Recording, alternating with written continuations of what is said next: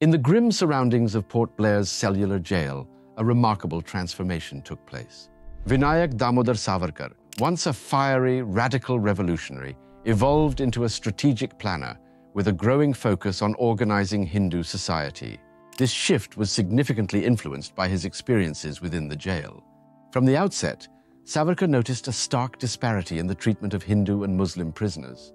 Hindu prisoners were often forbidden from reading their scriptures by Muslim officers and warders, who deemed the content indecent.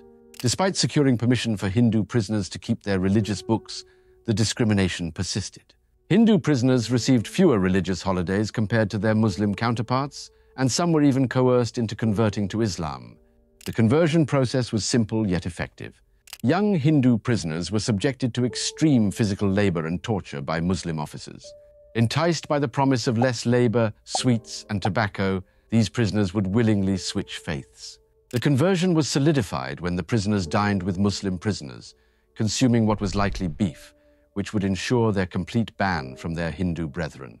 This one-way process, accompanied by fierce opposition and ostracism from the original community, left the neo-convert with no choice but to continue in his new faith. Savarkar was deeply disturbed by these forced conversions. He tried to rally the Hindu prisoners against this sacrilege, but his efforts were met with indifference. Even the political prisoners, already suffering, found it futile to raise their voices against conversion, especially ones spearheaded by their oppressive officers. Savarkar registered an official complaint against these coercive conversions. He clarified that he had no issue with conversions based on free will or change of heart, but the practice in the jail was neither.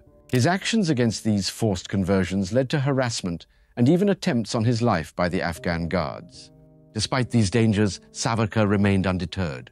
In response to the superintendent's question about why he couldn't reconvert them to Hinduism, Savarkar thought of the efforts of Swami Dayanand Saraswati and the Arya Samaj.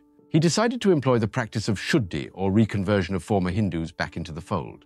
This simple process involved bathing, putting on new clothes, eating leaves of the sacred Tulsi plant, hearing and reciting verses from the Bhagavad Gita, and reading a chapter from the Ramayana of Tulsidas.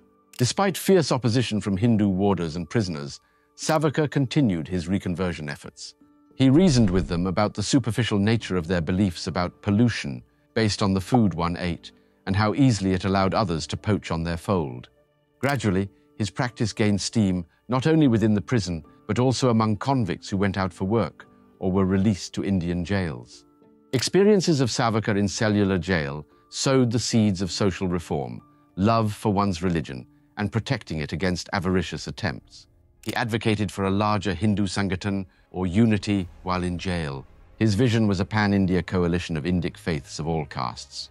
It was the conversion episodes at Cellular jail that gave him the impetus to develop this thought and awakened in him the need to create unity in a community ridden with numerous factions. Thus, in the dark confines of Cellular jail, Vinayak Damodar Savarkar transformed from a radical revolutionary to a strategic planner with a vision of a united Hindu society strong enough to withstand any external pressures.